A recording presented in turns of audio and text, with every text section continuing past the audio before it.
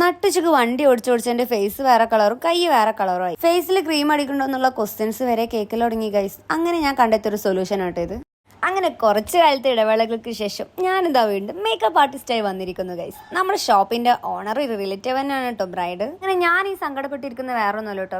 വിശന്ന് പൊരിഞ്ഞ് food order ചെയ്തതാണ്. പക്ഷെ വിശപ്പ് പോയിട്ടാണ് ഫുഡ് കിട്ടുന്നത്. അങ്ങനെ വഴിയൊക്കെ എത്തിയിട്ട് നമ്മൾ ലാസ്റ്റ് ബ്രൈഡിന്റെ വീട്ടിലെത്തിയിട്ട് അപ്പോഴാണ് ഞാൻ ആ സത്യം മനസ്സിലാക്കുന്നത്. ബ്രൈഡ് ഇവിടെ ഇല്ലേ ഗൈസ്. ചിക്കൻ്റെ വീട്ടിലെ വർക്ക് ആയതുകൊണ്ട് തന്നെ ഞാൻ ബ്രൈഡിനെ കാത്തിരിക്കേണ്ടി വന്നു ഗൈസ്. ബ്രൈഡ് ഇതുവരെ എത്തിയിട്ടില്ല. ആദ്യമായിട്ടാണ് കേട്ടോ ഞാൻ ബ്രൈഡിനെ കാത്തിരിക്കുന്നത്. സാധാരണ ബ്രൈഡ് എന്നെ കാത്തിരിക്കാറാണ് പതിവ്. ബോറടി മാറ്റാൻ ഇവിടെ കുറച്ച് കുറിപ്പുകൾ ഉണ്ടായിരുന്നു കേട്ടോ. അങ്ങനെ ഒരു സെറ്റ് വെള്ളം കുടിച്ചിട്ട് അത് മതിയാവായിട്ട് ഞാൻ ഈ കുട്ടീനോട് വെള്ളം ചോദിച്ചതാട്ടോ. പക്ഷെ ഈ കുട്ടി ചിരിക്കുന്നില്ല. ചിരിക്കാൻ പറഞ്ഞപ്പോൾ ഒരു ഒന്നൊന്നര ചിരി ഇടിച്ചു തന്നു കേട്ടോ.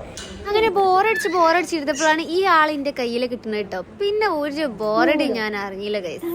അങ്ങനെ കാത്തിരുന്ന് അവസാനം നമ്മള് ബ്രൈഡ് എത്തി ഗൈസ്. അപ്പൊ നീ നമുക്ക് പണി തുടങ്ങാം. ശരിക്കും പറഞ്ഞാൽ ഈ റിസപ്ഷൻ വർക്ക് കുറച്ച് ചലഞ്ചിങ് ആണ് കേട്ടോ. നമ്മളിതുവരെ കുറച്ച് ടൈം കൊണ്ട് ഒരുക്കി എടുക്കും വേണം, പുറത്തുള്ളവരെ തെറി മുഴുവൻ കേൾക്കും വേണം.